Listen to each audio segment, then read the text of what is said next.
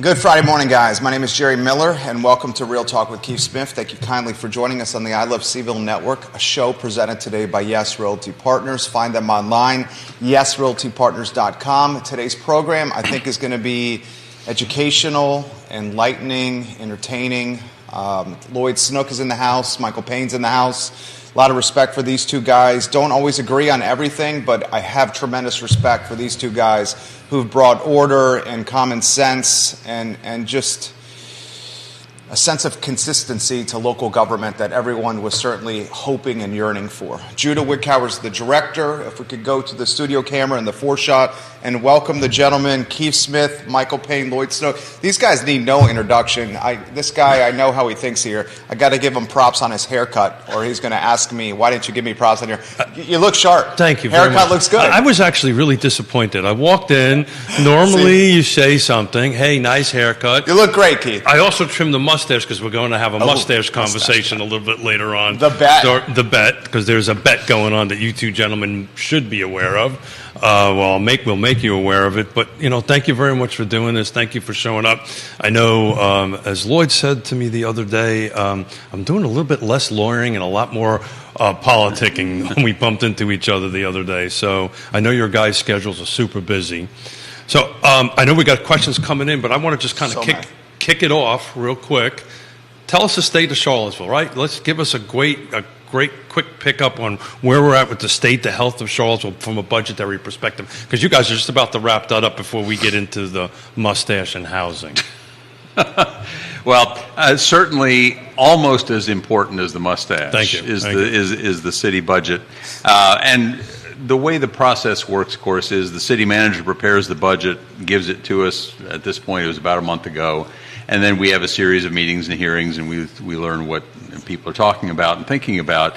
The time that we will actually do our heavy lifting is between today and April 6th, because on April 6th is when we are basically going to distill all of the various changes that people have suggested to us. And by the end of the meeting on April 6th, we will have a version that we expect to officially, we'll have the first reading of it on April 6th. We will actually adopt it on April 11th. There might be a couple of tweaks between the 6th and the 11th, but that's pretty rare.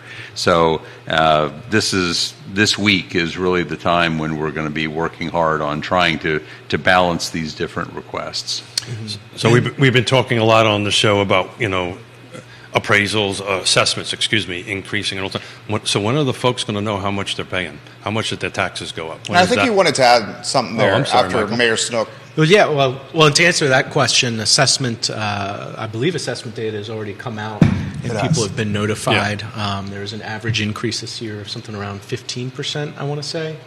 And, of course, varying neighborhood by neighborhood.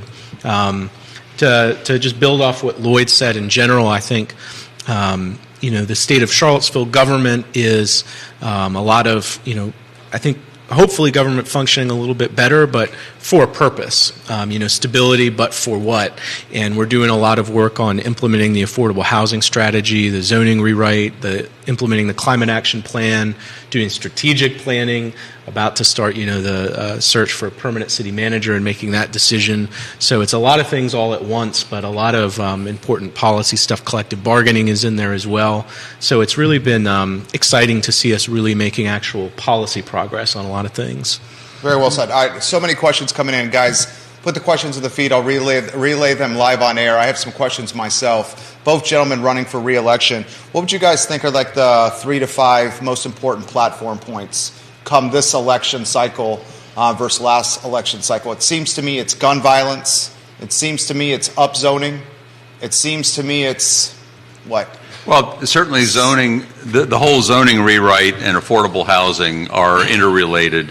I don't try to distinguish them. Related to both of those is climate change, and related to all three of those is a sort of a deeper dive into transit. Ultimately, I think we're going to find when we get some increased transit activity, probably about 2-3 years from now, we're going to find that holds the key to how we make increased density work better in Charlottesville. It's how we cut our carbon footprint for transportation, which is one of the largest contributors of greenhouse gases to the area.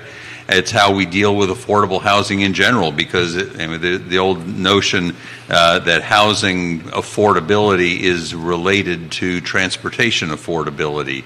I've heard you all talk about you drive till you qualify.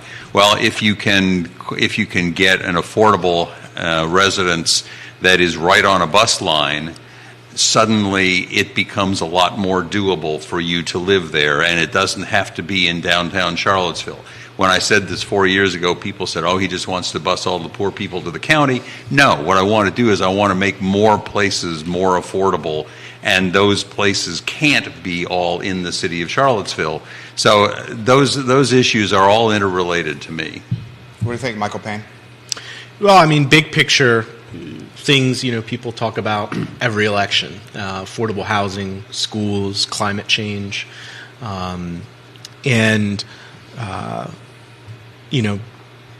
that's big picture. But when you drill down into some of the specific stuff we're working on, I think it's implementing the affordable housing strategy, a component of that, which is finishing our zoning rewrite and finishing in a way that has the most positive impact on affordability in housing. You've got preparing for resident-led redevelopment of West Haven, which I think will be a critical project for the city over the next several years. Implementing the climate action plan, of which there's several studies related to our natural gas utility, electrification of the city's vehicle fleet. You've got, as Lloyd mentioned, the regional transit vision and regional transit governance study, and figuring out how we're going to begin to implement those to strengthen our transportation system. And overall, I think figuring out how our city and our community recovers from the fallout of both the pandemic and inflation, which kind of goes through everything: employee salaries, teacher salaries, the cost of investments we've already made in infrastructure, and figuring that out. So I think those are some of the concrete things. And of course, public safety and gun violence has been much more of a topic this time than we were running the first time, because there's been a surge in gun violence. And I think there's a lot of things in that conversation, some of which I think are investments in neighborhoods, figuring out what opportunities there are to invest in youth mentorship, job opportunities, and thinking, bigger picture, what's going wrong in some of our neighborhoods that is leading to this surge in gun violence, and not settling for easy answers there. But there's no one easy answer or one policy solution, unfortunately, on that issue. And let me build on something that Michael touched on a couple times. One is the notion of implementation. Okay, we have started a lot of things in the last year, 2, 3. We have, and a large part of what we need to do is to start implementing some of these plans. We've got a climate action plan, needs to get implemented. We've got an affordable housing plan, it's got to get implemented. So that's an important part of it. We also, frankly, when I ran 4 years ago, one of the things that I said was that I wanted to make Charlottesville work again. And I think that we are rebuilding the city government, and we're getting people. We have an excellent core, from the interim city manager to the deputy city managers. James Freeze, the Neighborhood Development Services, has made a huge change over there. So there's a lot of improvement coming in a lot of ways. We've got more work to do, but rebuilding the city workforce, rebuilding the structures in City Hall is something that is underway and needs to continue. Also want to touch on something else, the question of K-Tech, where we've committed to buying K-Tech from the county. And one of the things that I think we most need to do is to develop a comprehensive workforce development strategy for the city. I've said that I think that we need to commit that if anybody gets through 12 years of Charlottesville schools, they need to come out with either a pathway to college or a trade.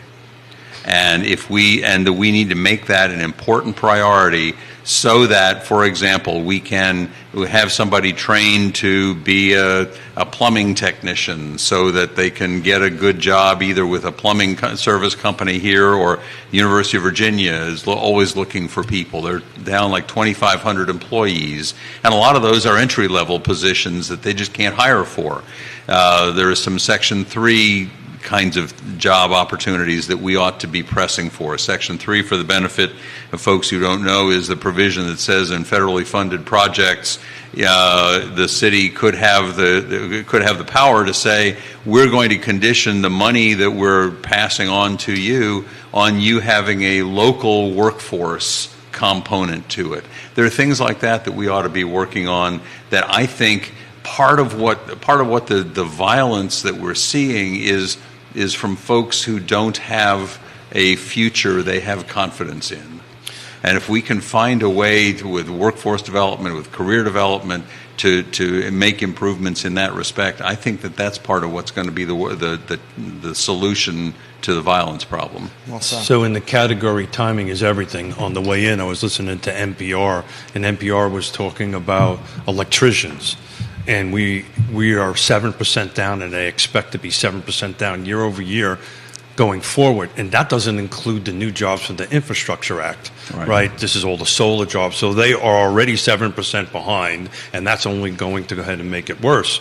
I printed out the zoning rewrite. I've been anxious to talk a little bit about that and tie into my mustache. But you mentioned something, Lloyd, as you were speaking. I don't want to know what the connection is. We will. We're going to give it to you. Okay. We're going to give it to you. But before I lose this train of thought, parking, right? So I thumbed through this. The previous one was a lot of pictures. This is a lot of writing, a lot of geeky stuff on exactly how this is going to work.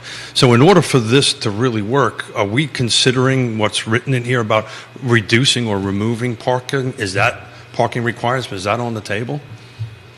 Well, it's certainly on the table. I mean, it's there, literally on the table. But yes, it's something that we're going to have to talk about. And I mean, I'll just say, we've talked about parking requirements as they pertain primarily to apartment buildings and to residences. We've already had discussions about removing parking requirements in business areas and so on. But the real debate here is over like apartment complexes. So it's directly related to cost, right? Just the regular surface parking lot's roughly $25,000. When you start getting into structured, it's like $50,000, $75,000 and up, which are very, basically these are doors.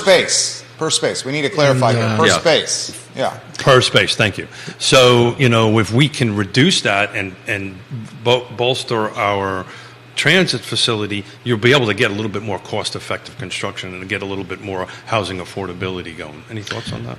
Yeah, well, as was mentioned, it is our last joint work session with the Planning Commission. Removing parking minimums was something that was proposed by the consultants. It's in there. And it's interesting, one of the case studies that's often pointed to is Buffalo, New York, which eliminated parking minimums as part of a larger overhaul of their zoning code. And what they found is the vast majority of developments still included parking in the same amount of parking.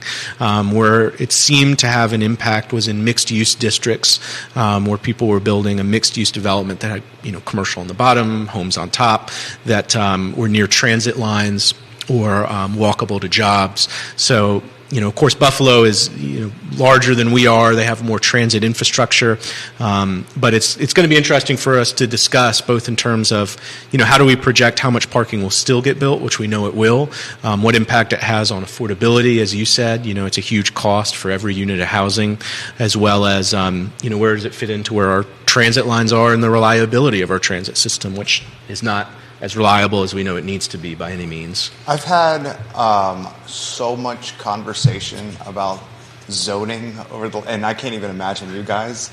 I mean, I went from knowing absolutely nothing about future land use maps and draft zoning ordinances and upzoning and R1 and density and parking requirements to this is like now part of the lingo of Charlottesville. I mean, it's arguably, gun violence maybe is number one right now because it's more timely, but I would say upzoning is probably the key issue with this election cycle. We have so many in the community either rah, rah, rah, super in favor, or very disenchanted. I want to highlight 2 points and then get out of your way. One, Neil Williamson's watching now. He put this on Twitter 2 days ago. He said, Mayor Lloyd Snook just suggested many believe a bait and switch with the new zoning ordinance that could destroy existing single-family neighborhoods. So it seemed, if we were kind of reading the tea leaves, that maybe you were losing momentum on this potentially. And then I want to throw this to Michael. Was it about a month ago you mentioned that we cannot build our way into affordability on the dais? So just those topics to you, and then we'll kind of unpack perhaps Michael Payne first on this topic. Sure. Well, I think has always been part of the conversation in my mind is the idea that density is necessary but not sufficient when it comes to affordable housing. We know that zoning is one tool for affordable housing. It's critical, it's necessary. But if you're talking about 60% area median income or below, and in Charlottesville, over half of our city is 60% AMI or below. In that case, you're talking about a salary of, say, 2 teachers or 2 nurses with a kid. They're in 60% AMI. To reach there, you have to go beyond just zoning. You have to look at inclusionary zoning, affordable housing requirements, investments in community land trusts, other creative land banking, investment in nonprofits, and that you have to be really intentional about that if your goal is 60% AMI or below. Some of the data on zoning changes, which isn't apples to apples because it's major metropolitan areas where they've primarily done studies, but it's a 10% increase in density decreases rents by about 1% within 300 feet of where that built out 10% increase happened. And so when you look at how fast rents are rising, it's part of stabilizing the market because our supply and demand are definitely out of whack. But again, if you're talking about 60% AMI, or certainly folks who are working minimum wage, $15 an hour, or living on Social Security or disability, it's not going to directly impact them. So you have to think about how does this fit into a bigger housing strategy. So that's my point, is I think when you just engage in this conversation with some nuance and dive into the complexity of it, that's one of them. And it's not an argument that as we grow as a city, density isn't necessary. It's just that we have to be intentional about going beyond that and implementing our housing strategy, which includes that discussion and analysis. What do you think, Mayor Snook on this? So let me address the specific comment that I made on Wednesday. I want to be real clear that I am still very much a fan of the missing middle, the townhouses, the duplexes, triplexes, and so on. The issue that I've got is with all of the attention being paid to the density bonus for affordable housing. And let me be real specific about that. The proposal right now is that let's say in an RA zone, which is the most is the least dense zone, you would be able to build 4 units, 3 units by right, 4 units if you preserve the original structure, and up to 8 units if all of the units are affordable. And so what this has done by putting this out there is created the fear in a number of neighborhoods that, first of all, in RA zones, you'd be able to have 8 affordable units on one lot.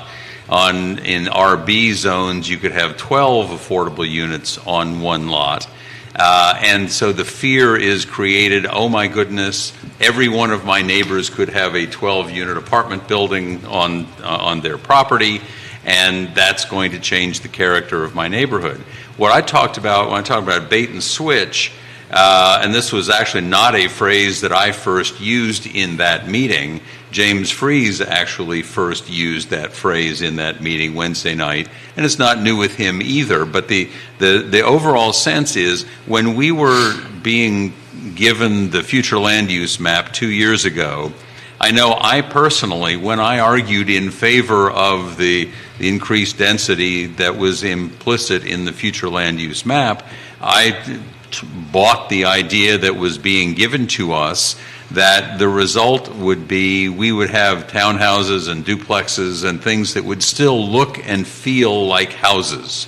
They would not look and feel like apartment buildings. And if you figure that the largest house in a typical neighborhood is going to be 3,500, 4,000 square feet, question is, what can you put into a 4,000 square foot building? How many different uses? How many different units could you put in? I mean, you could certainly put in 4 units at that point. Could you put in 12 units? Could you put in 8 units? I don't think you could. You would have to be building a larger building at that point. It would change the way, it would get away from the idea that was being given to us 2 years ago, that this would all result in places that looked like houses, that felt like houses, a residential neighborhood that did not feel fundamentally changed.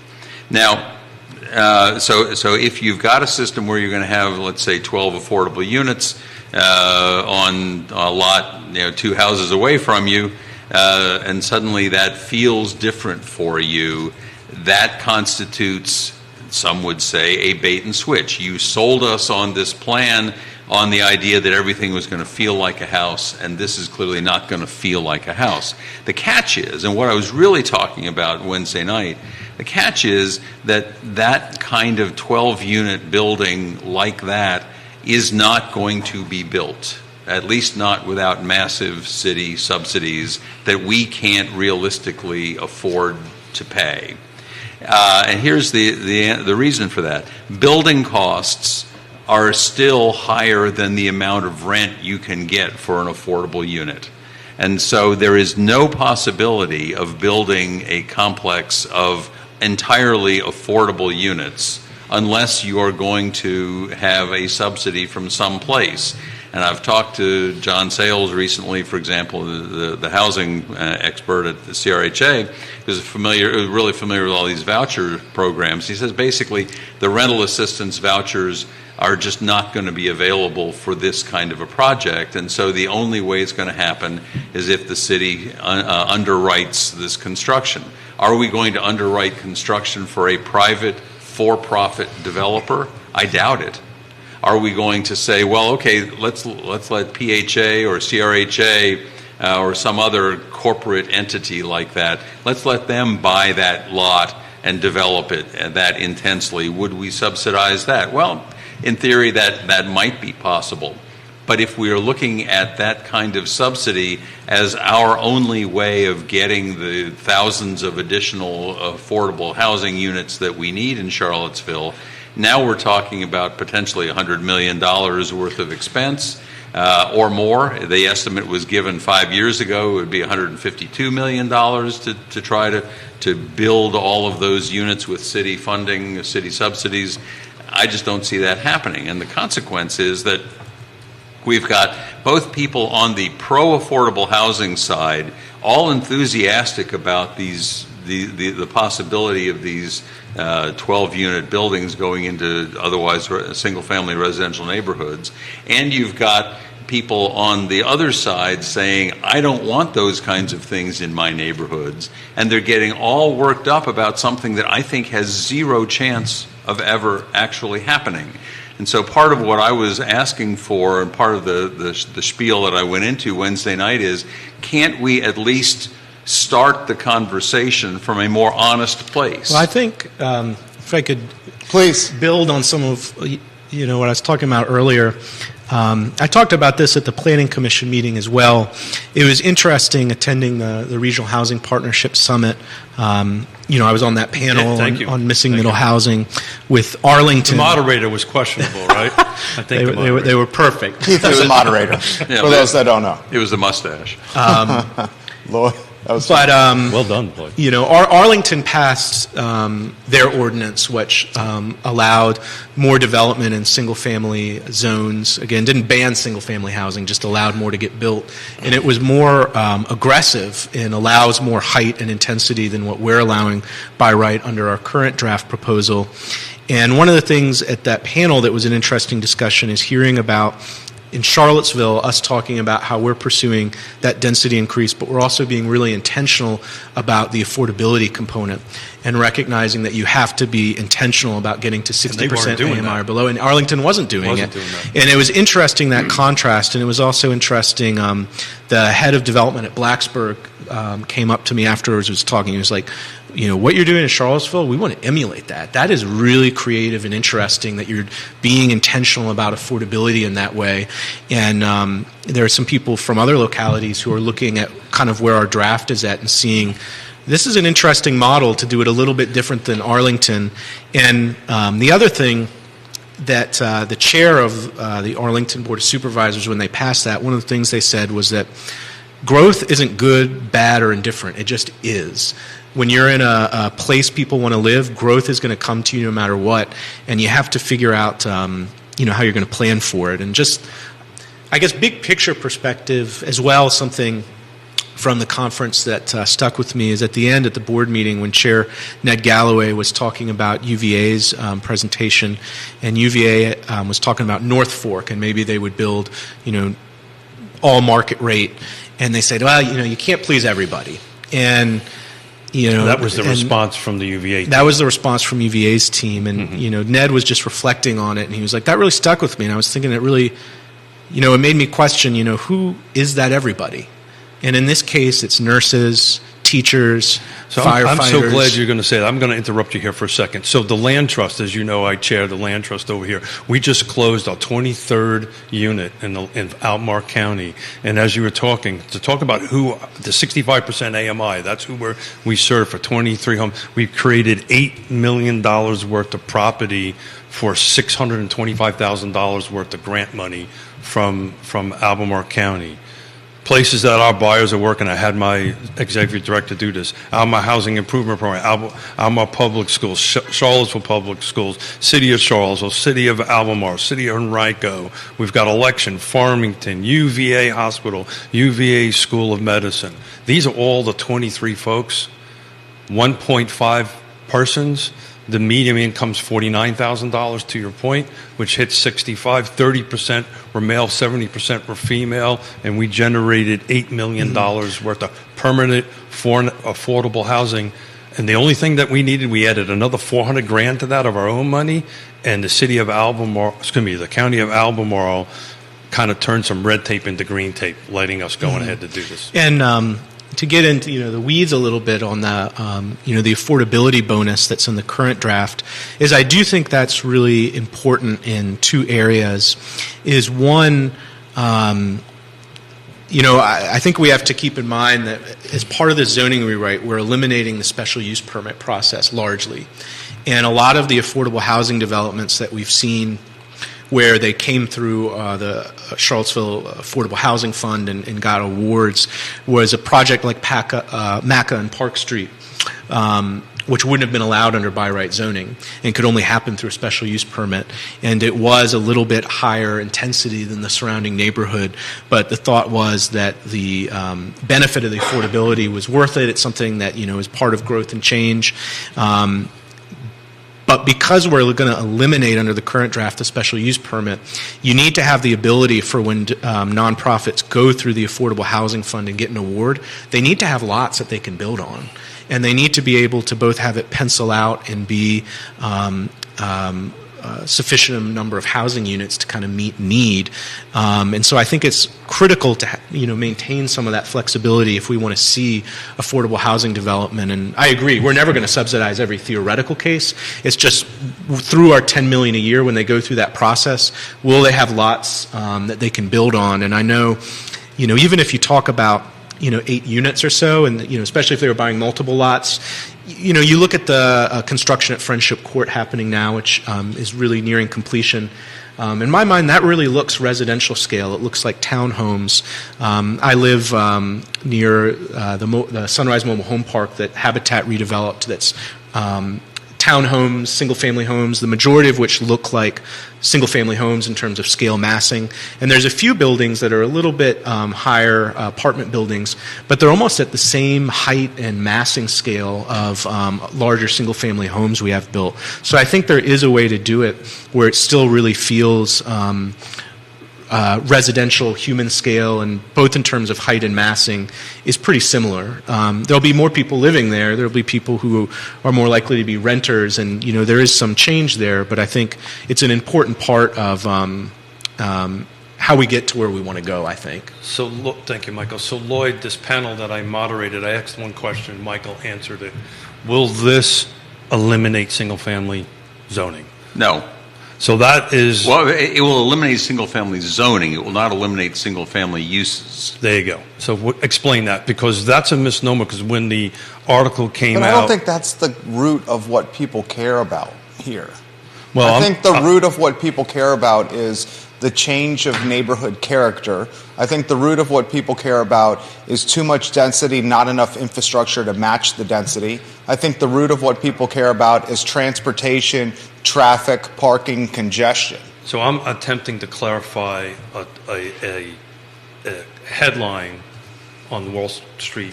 I think it was I think it was the Washington Post. Yeah, the Washington Post, that Arlington Arlington County eliminated single-family detached homes, and that's not the case. Not at all. And I just want to get that out there, because people do think that. So there's a portion of folks, you can still, once this gets adopted, right, you can still do a single-family detached home on a single detached lot. That is not being eliminated. Correct. All this is giving you is an opportunity to do more. Correct. Here's a question from someone who I believe both you guys have heard from, Benjamin Heller. Mm-hmm. Okay. Mm-hmm. When council approved the future land use map, members assured worried residents that it was mainly about gentle density and house-sized multifamily projects. Several members expressed reservations about aspects of it being very permissive, but ultimately said it was very easy to dial back in the zoning than to dial up. Since then, the Planning Commission has, if anything, pushed up to and beyond the future land use map and the draft zoning ordinance.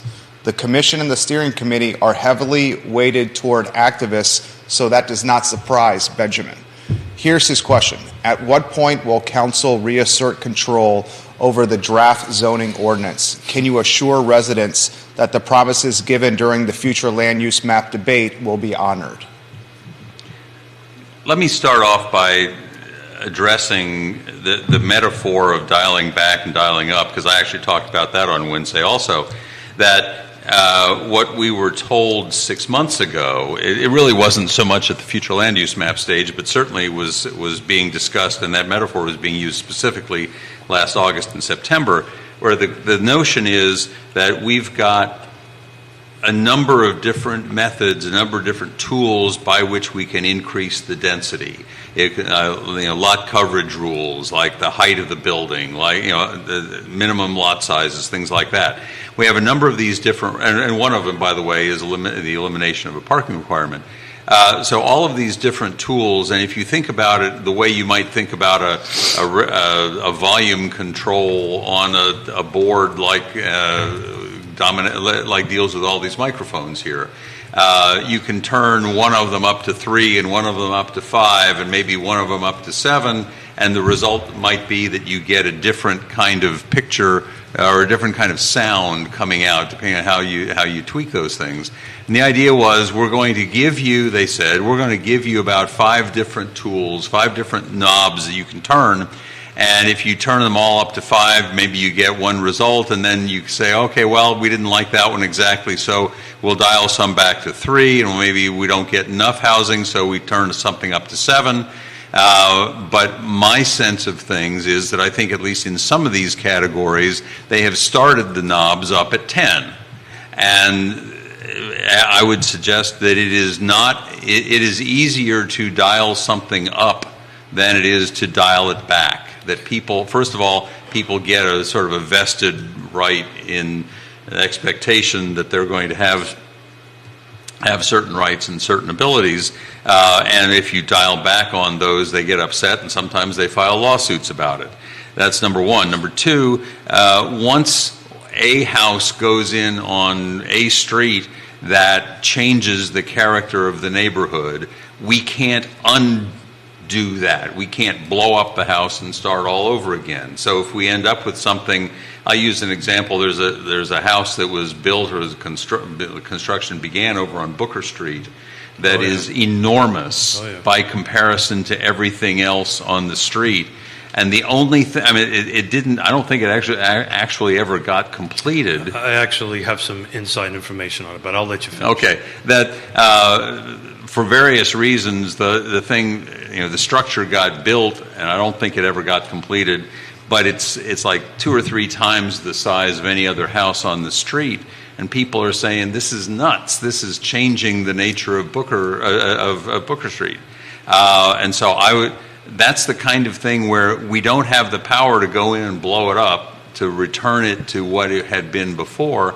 And once that kind of process has started, it changes the character of the neighborhood. So dialing back is not as easy as it might sound. It's almost more like a ratchet kind of effect than a true dial. And so that Booker Street property is very similar to the Drewberry Hotel, a little fine monument in the middle of downtown mall.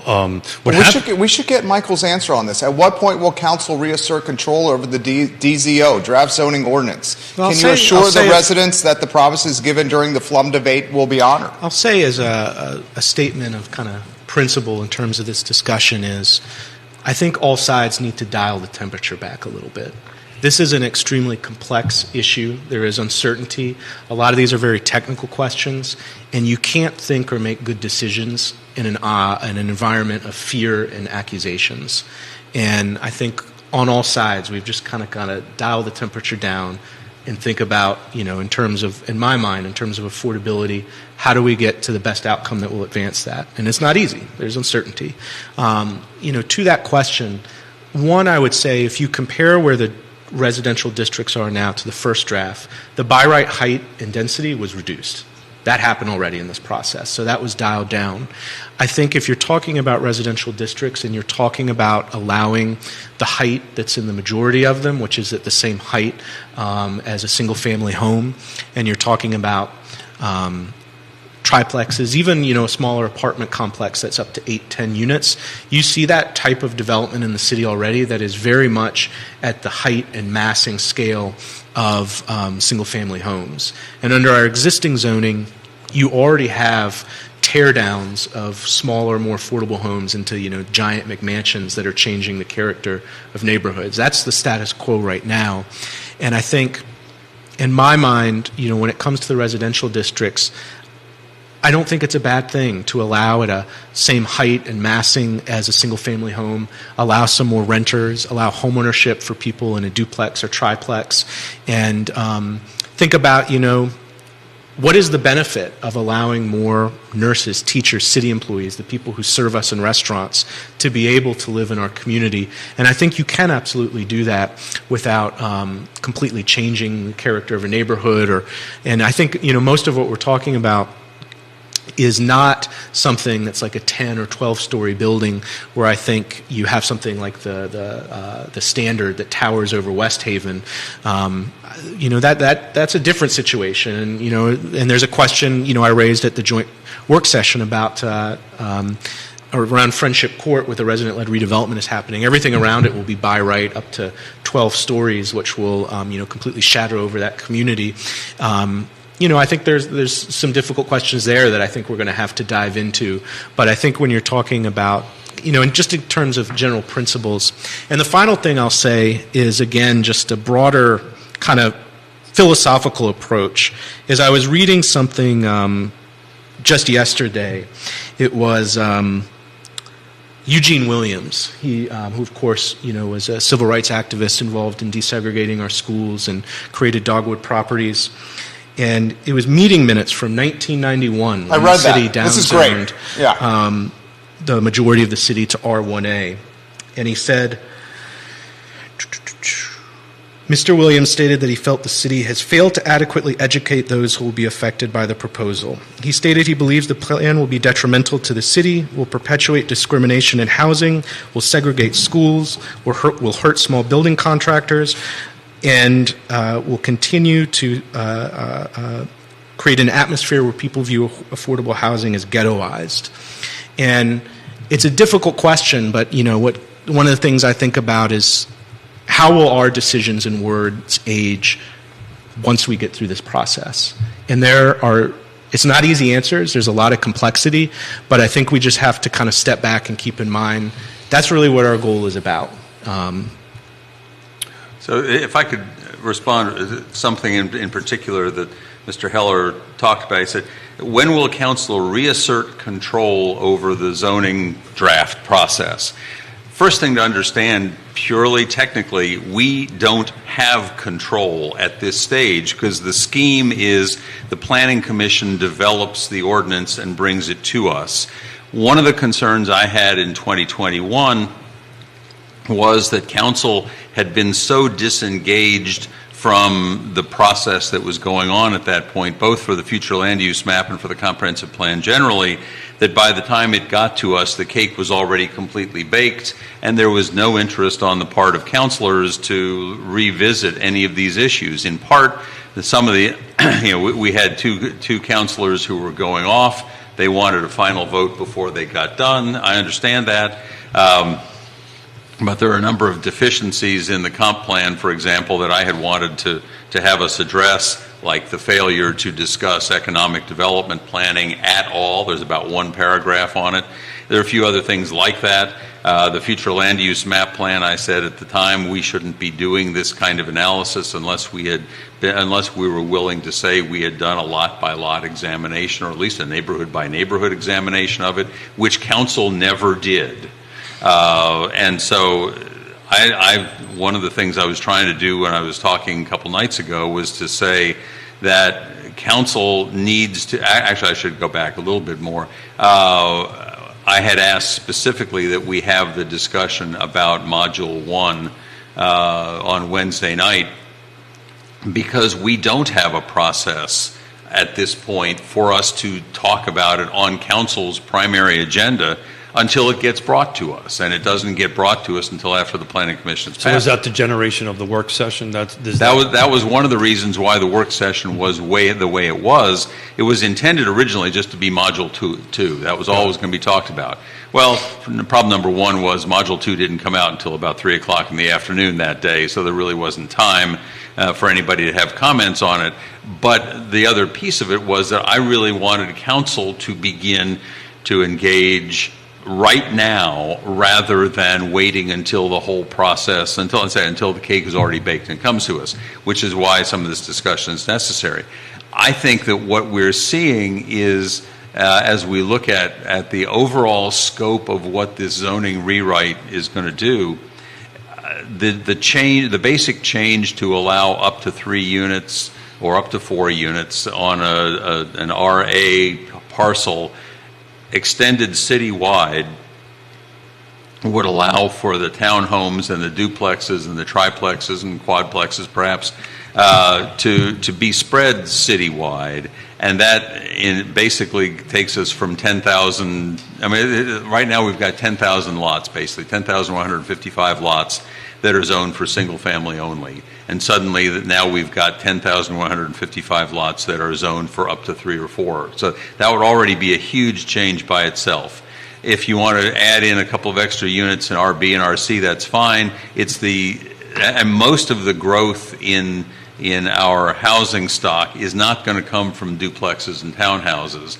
The analysis, well, I should say, let me back up. Most of the lots that would be changed into townhouses or duplexes. There you go. But most of the units per se are likely to come from more development in the corridors and the CX design and NX and all these other kinds of zones, not RA, RB, RC. And yeah, I just think in the residential, lower intensity residential zones, I think it's important to just allow affordable housing development there, and to again try to really be intentional in recognizing, what does it look like to be creative in allowing a community land trust or habitat or PHA to really create homeownership opportunities.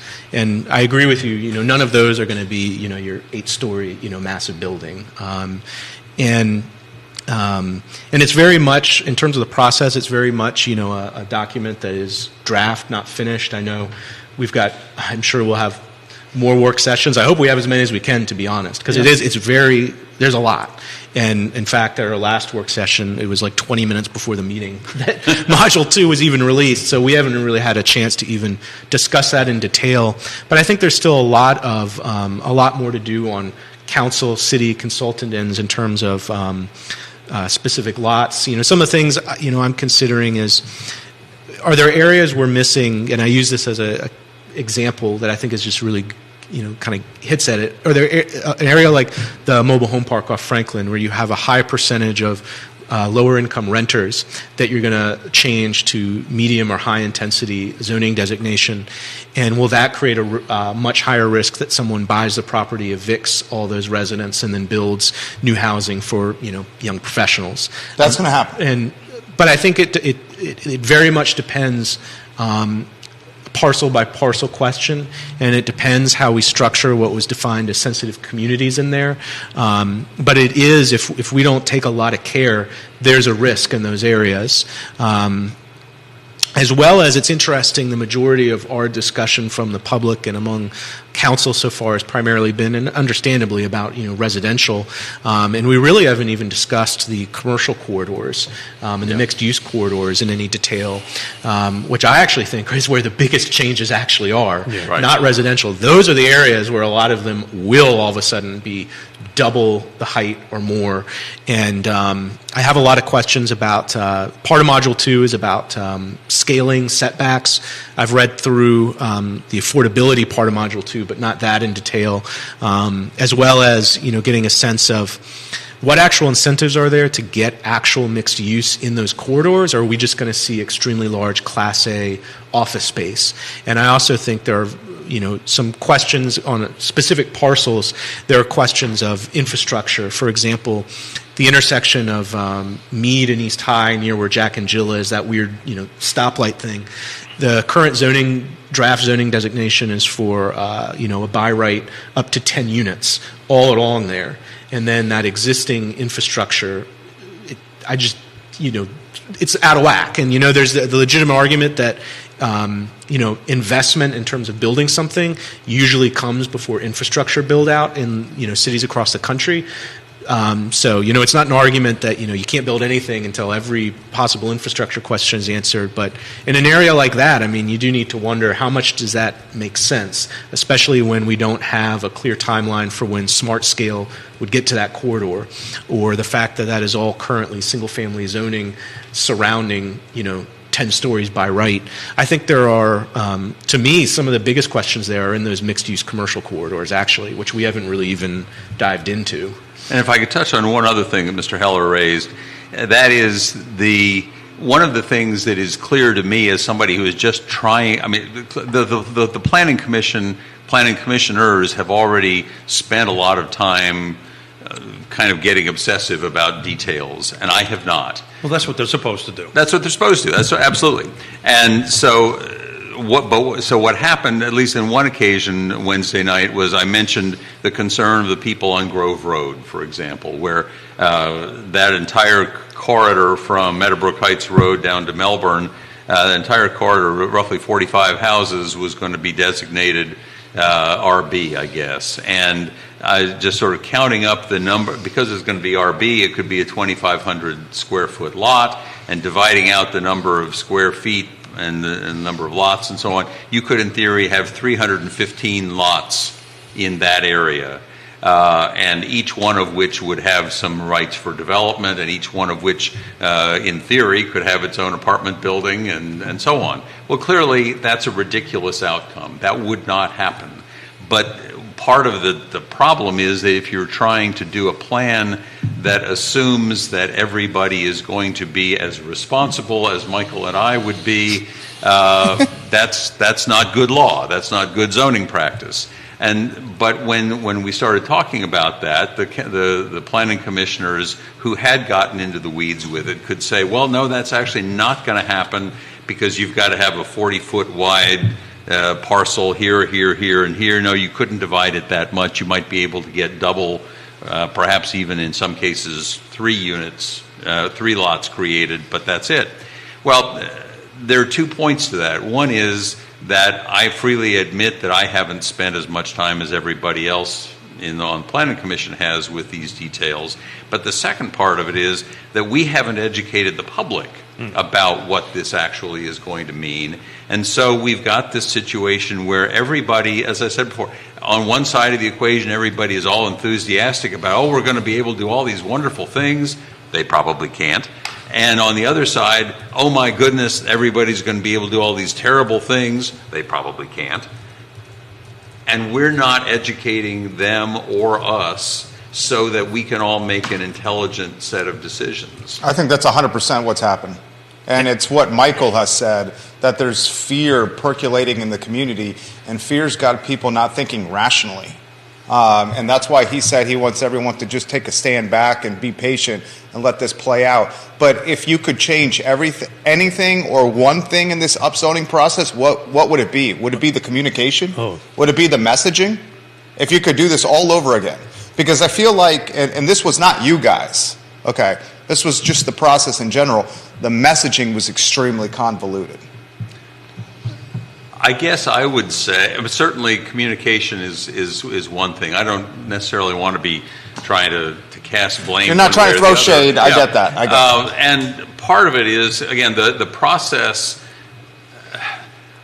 Let's not lose sight of the fact that we have made so much progress in the last couple of years in this discussion compared to when everything blew up 5 years ago because nobody could talk in public about these kinds of issues. We've made a lot of progress. And yes, there are things that are concerning, and yes, there are things that we need to educate the public about better as we educate ourselves better. I continue to believe that horror stories or horror scenarios at either end are just not going to happen. Partly I'm an optimist, but if we can work out the education piece so that everybody else gets that same sense of comfort level with it all, we can hopefully dial down the temperature. And just quickly then, sorry, we keep rambling. No, that's what this is about. In terms of the process, I guess if there's something I would change is, I mean, we've been at this for coming on 8 years, so it's been long and drawn out, but I think if there were things that, in hindsight I wish could have been different is one, even though we had a lot of community engagement, 5 years or so ago in person when this blew up, it was harder to do community engagement in a pandemic environment, not just because it's virtual, but because people are preoccupied with pressing concerns of their environment, health, and to have had, throughout this process, more of a permanent city manager, and for more of this process to have even had a neighborhood development services director. I think those things combined with kind of the local national turmoil of a pandemic and where politics has been not just locally but nationally the past several years create a lot of noise where like this process, even though there were meetings happening, it was being put out there, it just kind of a lot of people blew past them because there was so much other louder stuff going on. So you gentlemen know for me to sit here and be quiet takes a lot. And we got a lot to cover in a short amount of time. We've got a lot to cover, and the reality of why I've asked you two gentlemen to come sit here is because of the long format of this show, right? So we have an opportunity to take a deep dive into it. I just want to throw something out. Again, I'm going to focus a little bit as the chair of the Piedmont Community Land Trust. I would encourage folks that are listening and watching, go take a look at the units we built on Nassau Street between Nassau and Franklin. There's 3 duplexes, 6 units we built. Back to your point about process, it took me about a year and a half to get that thing to the point that we could build it and get money from your jurisdictions to go ahead and do it. So we went ahead and built 6 units, true net zero. These folks are not paying any electric bills or heating bills. We only received $60,000 per lot to go ahead and do that. That $60,000 will continue to give forever. We just had our first resales of that, where folks are walking away with $50,000, $60,000 of money that they never had before and walking up the ladder. But those homes will be permanently affordable. If you want to know what it's going to look like, just drive by those lots and take a look at it. So much in 18 minutes left. I'm going to try to pick up the tempo with some questions that folks are asking here. We've been covering on the talk show the CRHA news, 74 units, Dogwood Properties. They voted on Monday. I believe you were there. Yes, I'm on the CRHA board. He's there. He's on the board. Monday, you guys voted to purchase $10 million, the deal. You need 5 from CIP, Capital Improvement Program. That's on the agenda for Monday. The remaining 5 from a donor, NBC 29 reports them as anonymous. We get a little insight. We know that's Riverbend Development. So Riverbend Development is offering a $5 million zero-interest loan to CRHA to help purchase Dogwood Properties. Eugene Williams started this company. Keith Woodard bought this company from Eugene Williams, little research in 2007. Guys, walk me through this here. So this is how the layman sees it, and I'll throw it to you. The layman sees it as a well-capitalized developer, and Keith Woodard is getting $10 million.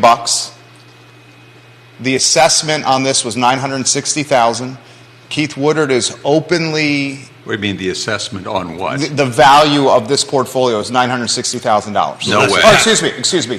$9,600,000. $9,600,000 is the value. There's a $400,000 delta with what CRHA has offered, the $10 million, and the assessed value of the entire portfolio, which is $9,600,000. That's right.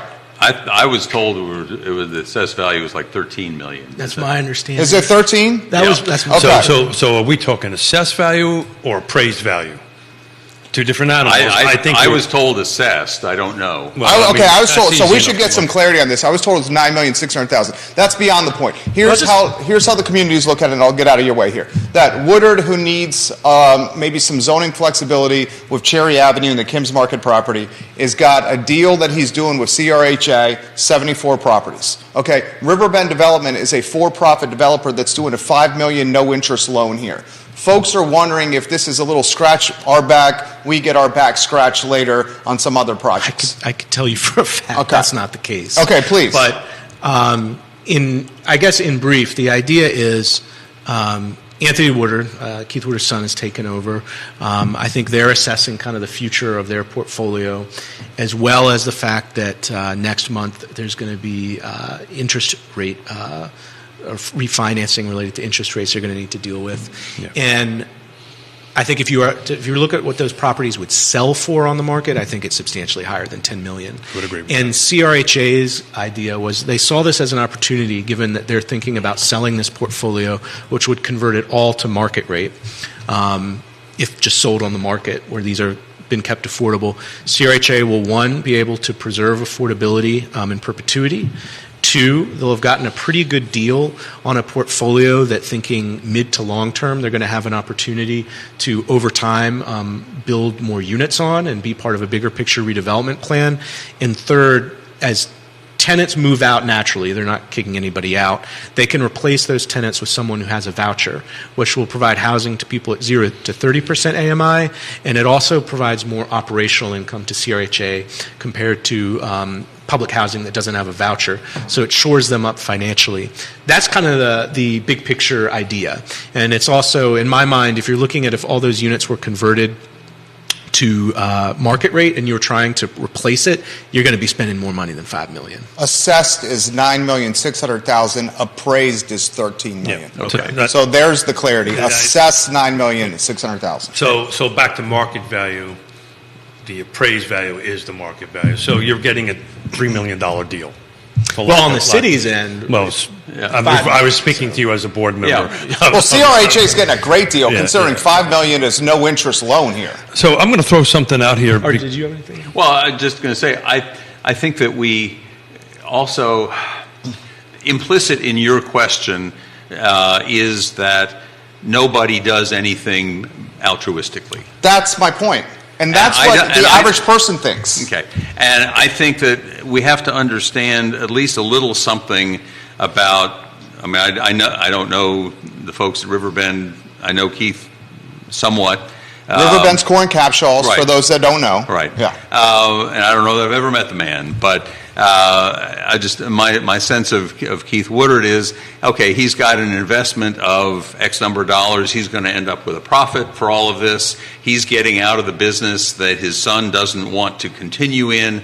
They're at a point where they've got to make some decisions that would significantly increase their cost of capital. They don't want to have to do that. This is a time to get out. The question is, do they want to sell everything unit by unit to somebody for $13 million to maximize the benefit, or do they want to get a package deal? And the package deal to the city, number one, gets them out of the portfolio with some profit, perhaps not as much as they could otherwise, but a profit.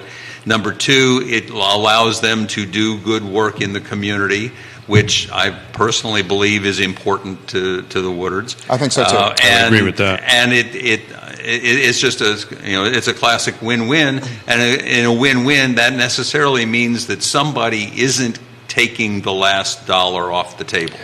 So I can tell you, Anthony walked up to me after our missing middle thing, and you're pretty much spot on. And there's a third component also, too. There's also a tax advantage of kind of doing it this way, which is just good business from that end of it. Look, we're talking about rental units, and I've got to keep my land trust hat on because that's what I'm supposed to do, at least before they kick me off the board as the chairperson on it.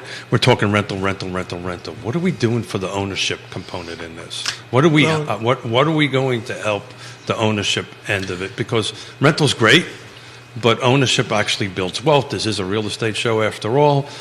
So what do we got in this plan? What do we got coming up to help those folks? Well, in CRHA, because I'm looking at it, there's nothing to buy under $350,000. Right. By the way, and CRHA, as part of their long-term plans, and potentially with that portfolio, is looking at a few rent-to-own opportunities. But to your point, the vast majority will be rentals. That will just be a little adjustment for them. So I'm asking the question of the council: what are we going to do to help the ownership component? We seem to be talking a lot about rentals. Is there any plan or any thoughts on that? Maybe I'm making a plug for a little bit of money here. I think we definitely are within our affordable housing strategy. It calls for a specific percentage of that $10 million a year to be spent on homeownership opportunities, and so I think we're going to hopefully, when we are fully implementing the housing strategy and we're firing on all cylinders in implementation, we'll see the investments match that goal, and I think it will primarily happen with investments in nonprofits who operate in that space. Obviously, Habitat's a big one, but I think there's a huge opportunity, to your point, and I'm not just saying this because you're on the board, but if you look at national models for homeownership, if you can combine a land bank that can begin to acquire land in a city and pair it with a community land trust to build housing, you can make a transformative impact to provide permanent homeownership opportunities that will pass wealth down for multiple generations. And I think that's where we need to get as a city. I'm glad you brought up land bank because, as you know, Maggie Walker Land Trust in Richmond is the land bank for Richmond and and I believe now Chesterfield counties on that end of it. So hopefully that's the path you guys take because that's the best way to hit permanent affordability. One of the things that I want to highlight and give Councilor Payne an opportunity to offer perspective, one of the things I most agree on that you campaign and politic and platform for is the pilot program with UVA. I think it's courageous, the right thing. I hope you do it more. This is a comment that's come in here. I'm going to read it verbatim here. UVA is at once again the engine of growth for this area. $2.1 billion of city property doesn't pay taxes on. CVille would not be what it is without UVA, but neither would New Haven without Yale, and Yale pays $12 million a year in a pilot program. Mr. Payne has called for UVA to make pilot payments. Mr. Snook, when asked about UVA's impact, has not offered some perspective on the pilot payments. So the viewer would like to know where do you stand on this, and then the viewer would like to know for you, how can we keep the momentum going with pilot payments? Do you want to go first on pilot and UVA? That's fine. The fact is that state law specifically says that we have no power to talk about pilot payments from state entities. And so unless either the state law changes or UVA decides voluntarily that they want to start making payments to us of millions of dollars a year that we have no power to compel, there's nothing really we can talk about. I would love to have the authority that many other states do, but we don't have that authority. I think Mr. Payne is using his influence to potentially rally the populace to put some pressure on UVA. I don't want to speak for you, but I believe that's what you're trying to do here. Yeah, I guess I'd look at it in a different way. I mean, I get, some people think it's just tilting at windmills because it's true. We don't have the legal authority to pass any resolution or ordinance to force UVA to enter into a pilot or payment in lieu of taxes program. But if you look at case studies of almost everywhere it's happened in the country, it didn't happen because the locality required it. Almost none of them can, except for I think maybe in Connecticut where their state legislature changed state law. But it happened because there was community organizing from alumni, donors in the community to not force them, but make them feel like this is something they need to enter into voluntarily. And that's how it's happened, is voluntarily across the country. And I think that if it's ever going to happen in Charlottesville, and I'm actually cautiously optimistic, I think if we're thinking 10, 15 years from now, I think we will get there to some extent. That's what it will take.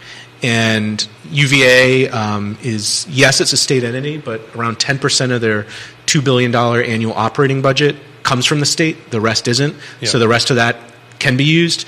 And they also have a $14.5 billion endowment. Yes, most of that is restricted for specific purposes, but there's an unrestricted account that totals $2 billion, a portion of which in their strategic planning is said to be used for community partnerships and community benefit.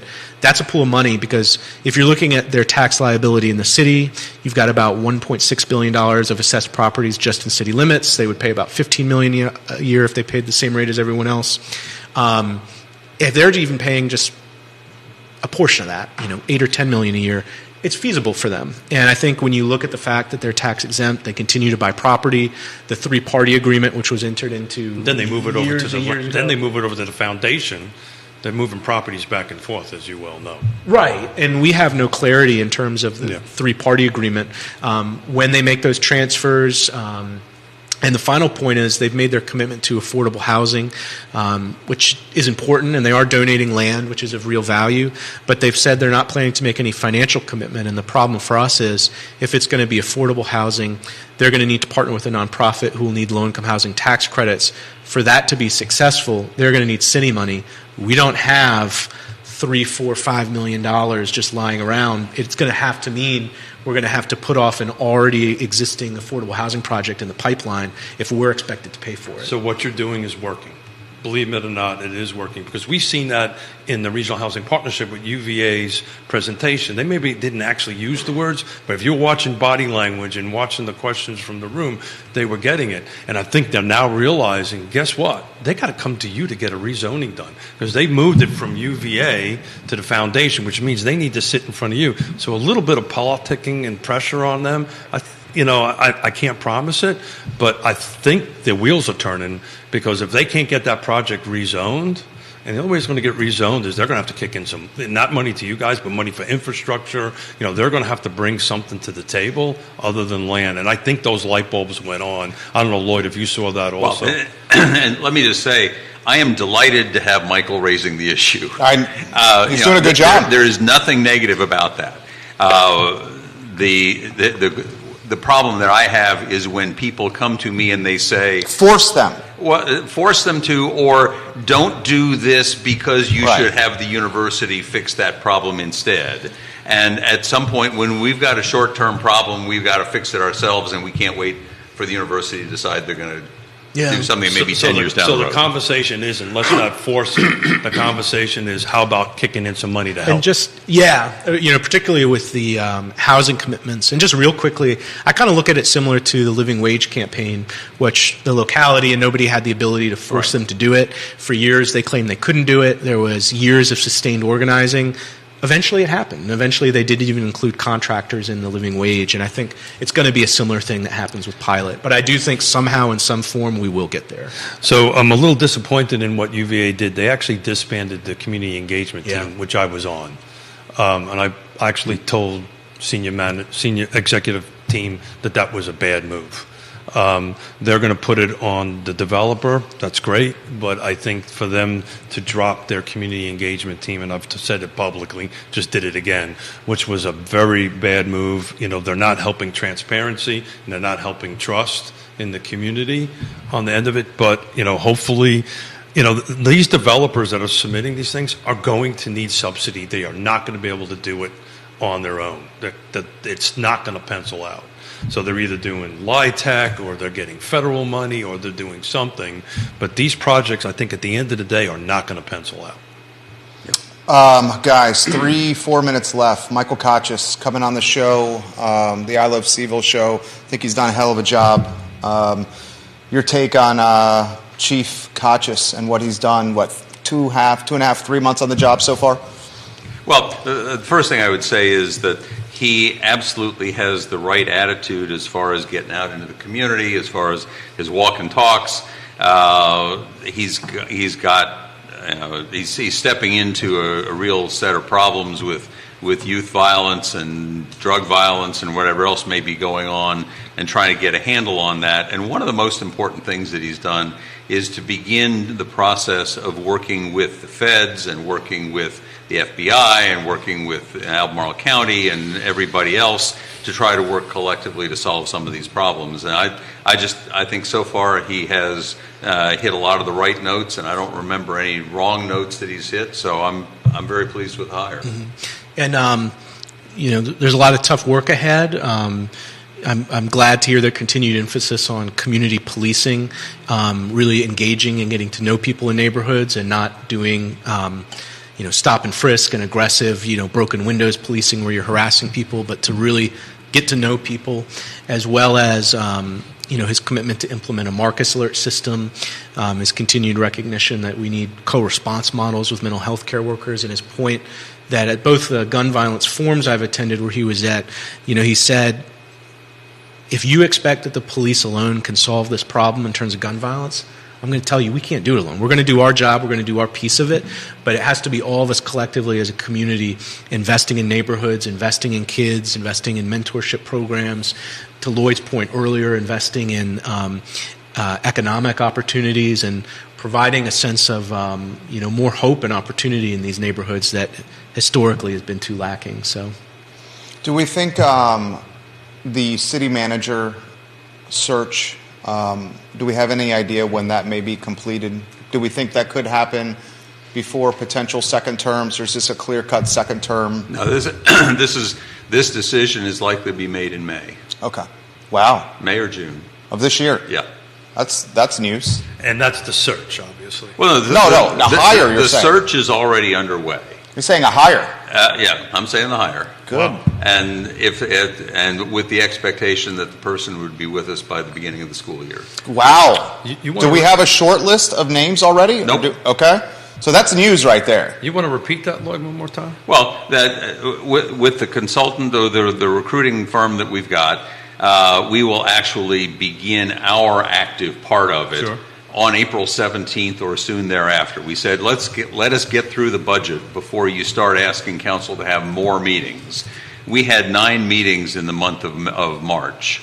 I calculated that in the month of March I will have spent 70 hours on council business other than the meetings themselves. Oof. So this is the wrong time to expect us to do anything. But be ready. Well, I was just thinking that you've got a zoning rewrite that you're trying to get done by June 19th. We got the budget, we got the zoning rewrite, we've got all these other issues coming at us full steam. Now I understand you're not doing much lawyering. Well, he's still working hard. I see him every day. A lot of that gets done at 2:00 in the morning. Yeah. There you go. So, but my point is that it's going to start in terms of our interviewing candidates probably in the month of May. That we're expecting that they will bring us candidates by mid-May that we will interview. We will hopefully make a decision soon thereafter, whether it's the end of May or early June. But when I was talking with the consultants, I was saying, listen, I've got a trip that I've got planned to go to a wedding of the son of an old friend out in California for the last week in May. Is that going to be a problem? He said, no, your part will be done before then. Good. Your interviews will be done. So by the end of the summer, we will have a new manager. That's the expectation. And then Michael Rogers works alongside the new city manager with transitioning? We'll see. Okay. Yeah, because we, at this point, Polyhire, the firm, is we've met with them to discuss kind of like what we're looking for, priorities in the next city manager, and they're doing their first part in a national search, but we haven't gotten to any short list of names or known Or even a anybody long list of names. Or a long list. We don't know anybody who's applied. Or anyone who hasn't anybody's going to applied, apply at all. Right. I mean, I would think and this haven't would be a really talked to pretty, anybody. I would think this would be a strong job here. We're The talking about, opportunity to work with Lloyd Snook and Michael Payne, what do you think? and potentially for But- another but- 4 years. But along those lines, it'll be This is a easier. $250,000 job here with benefits and perks and everything. But it's what comes with it. And this last year and a half, couple of years is really, your governance has really gone off the charts. So I would imagine your list is going to be pretty healthy for We folks. hope so. What are the criteria, some of the short list criteria that you're looking for in a city manager? Be able to walk on water? Take a few loaves and some fishes and feed the hundreds? That's right. Okay. Anything, did you suggest diversity, equity, inclusion, anything along those lines? Were you looking for experience? I mean, what? I think. Certainly experience, yeah. Yeah, I mean, there's no one thing, but I think someone who is able to come into a community that has a ton of community engagement, where you're going to be under the spotlight. A lot of localities aren't like that. Yeah. As well as someone who is willing to be creative in terms of looking at affordable housing, economic development, in a way that is maybe not the norm for every single locality, with a real focus on, what can we do in terms of community wealth building, and including more people in the growth and wealth of Charlottesville. So let's get out there let's talk real quickly about the process. We're over time a little bit here, but is this going to be transparent, right? Or the last time that was, the behind the doors decision. So what is the public going to know about this, and when are they going to know about it? And a follow up to that is Michael Rogers a candidate?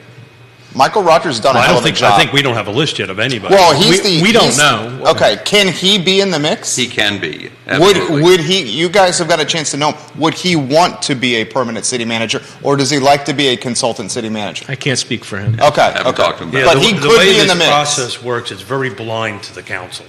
Once Right. it goes out to the consultant, it's very blind to you guys. You guys don't know until you get the We'll list. get the list of who we're interviewing. Yeah. But back to the public conference, when you get to that interviewing thing, will that be public knowledge, or we're going to have to talk about process because it's important?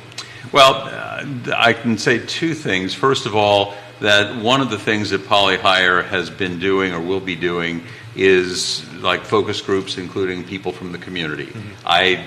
I don't know the details of who they're talking to and what they're doing, but these are the same folks who did the police chief search, and I think they did an excellent job there. Yeah. And so I have confidence that they understand what they're getting into with Charlottesville and how Charlottesville wants Good. to be more engaged than most places in the country, frankly.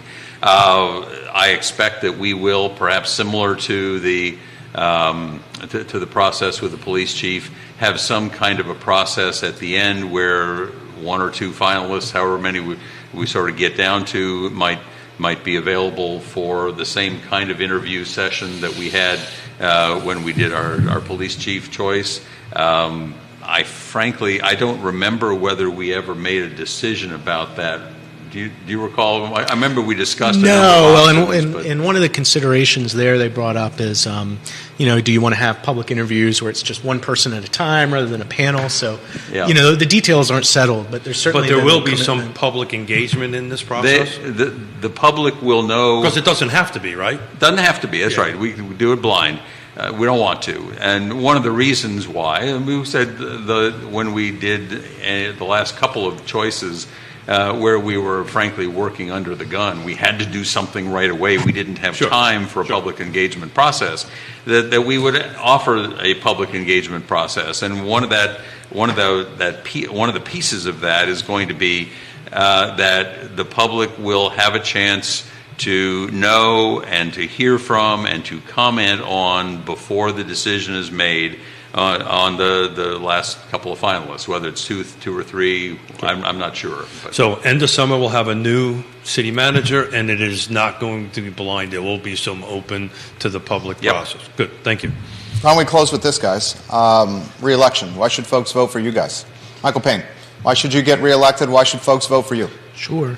Well, I think there's just a lot of unfinished work that we've started that's left to get over the finish line and fully implement. I think particularly the past year we've seen it's kind of gotten lost how much change there's been in terms of collective bargaining, including a climate action plan for the first time in the comprehensive plan, affordable housing strategy implementation, the fact that we've matched that commitment of at least $10 million a year, made significant progress in resident-led redevelopment of Friendship Court and public housing across the board, transportation, the regional transit governance and vision studies, the studies on our natural gas utility, electrification of city vehicles. I just see all this work underway that we've started, some of which we've seen successes on, but we've got to get over the finish line. And I hope that I'm able to bring some institutional knowledge and experience, having been there for the past 4 years, that will help see those through and not kind of have the turnover we've seen in recent years where nobody stays there long enough to see anything through. Well said, Michael.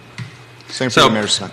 What I would add, and part of what Michael said is part of what I will be saying when we get around to talking about finish the job, let's do the implementation, as I said earlier, implementing all of these plans that we've been working on. I want to talk about one piece of it, though, and that is the sort of the orderly process that I think we've tried to bring to City Council in the last couple of years. When I was at CVille, had their movers and shakers in Charlottesville, they had a picture of me, and it was a very short little blurb. It was Lloyd Snook, 4 words: shorter city council meetings.